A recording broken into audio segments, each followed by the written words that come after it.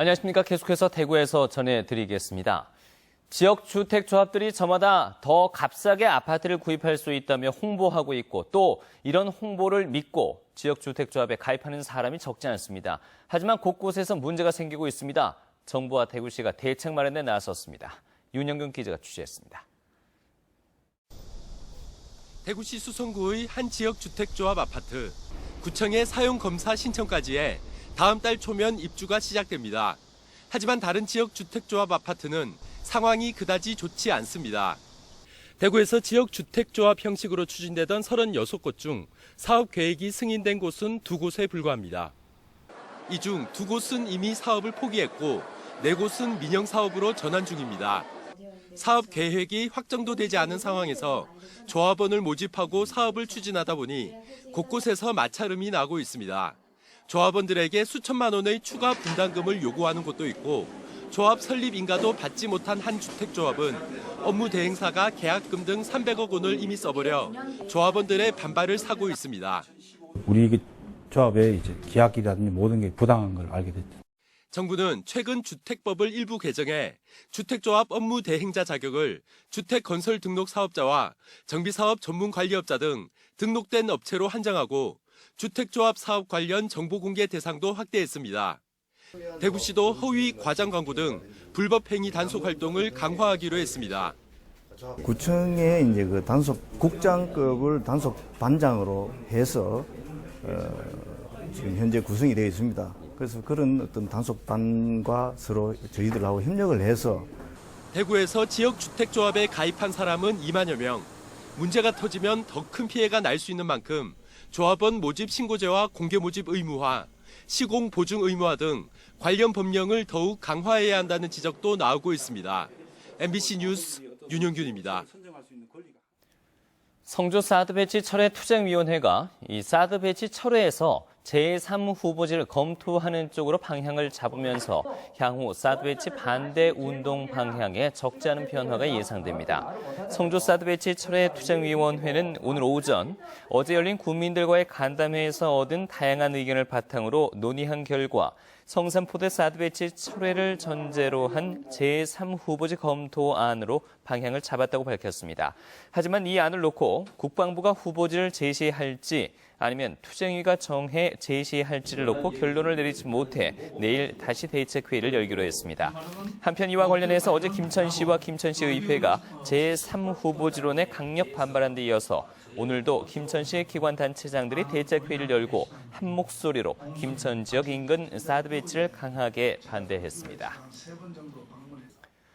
경상북도에 따르면 최근까지 폭염으로 인한 가축 폐사는 닭 18만 2천여 마리, 돼지 246마리 등 모두 56농가에서 18만 4천여 마리로 집계됐습니다.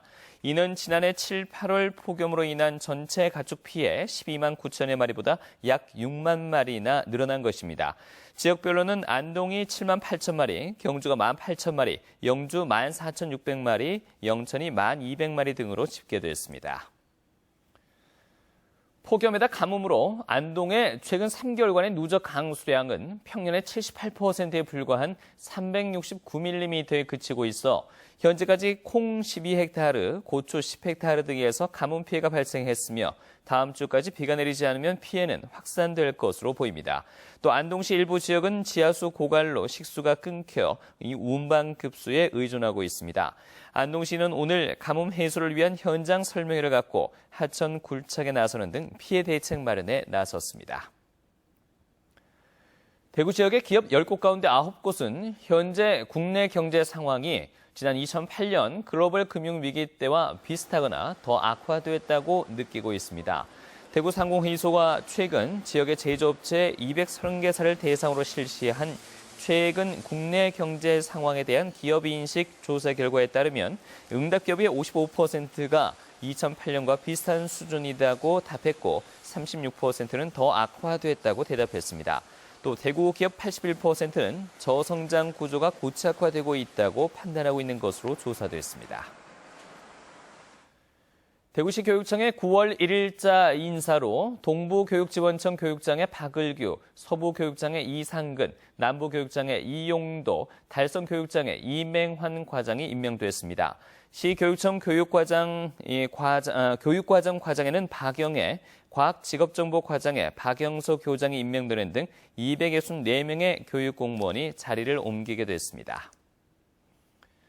경상북도 3, 4분기 통합방위협의회가 오늘 경북도청에서 열렸습니다. 오늘 협의회에서 김관용 지사를 비롯해 김은규 도의회의장, 서정천 54단장, 조희현 경북경찰청장 등 위원 30여 명이 참석했습니다. 참석자들은 오는 22일부터 시작되는 을지연습의 효율적인 시행과 테러 방지법 발효에 따른 테러 대비 매뉴얼을 도입하고 지역 방위 태세를 최종 점검했습니다. 대구 서부경찰서는 지난 2월 20일 대전의 한 PC방 컴퓨터로 인터넷 중고거래 사이트에 접속해 태블릿 PC를 싸게 판다는 글을 올려서 31살 김모 씨에게 41만 원을 받아 챙기는 등 모두 28명으로부터 1,000여만 원을 받아 가로챈 혐의로 21살 류모 씨를 구속했습니다. 경찰 조사 결과 류 씨는 다른 사람이 물건을 팔기 위해 올려놓은 PC나 옷, 신발 등의 사진을 캡처해서 사기에 이용한 것으로 나타났습니다. 대구 본부 세관 자료에 따르면 올 들어 7월까지 대구와 경북의 수출 금액은 251억 달러로 지난해보다 17.4%가 줄었습니다.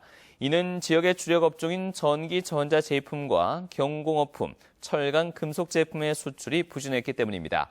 수출이 줄면서 무역 수지도 161억 달러로 지난해보다 22% 감소했습니다. 오늘 오전 9시 반쯤 대구시 수성구 대구스타디움 지하차도에서 65살 고모 씨가 운전하던 레미콘이 옆으로 넘어졌습니다. 이 사고로 고 씨가 다쳐 병원으로 옮겨지고 시멘트가 도로에 쏟아져 경산 방향 지하차도 도로가 한때 통제됐습니다. 경찰은 운전자를 상대로 정확한 사고 경위를 조사할 방침입니다. 네, 지금까지 대구에서 전해드렸습니다. 고맙습니다.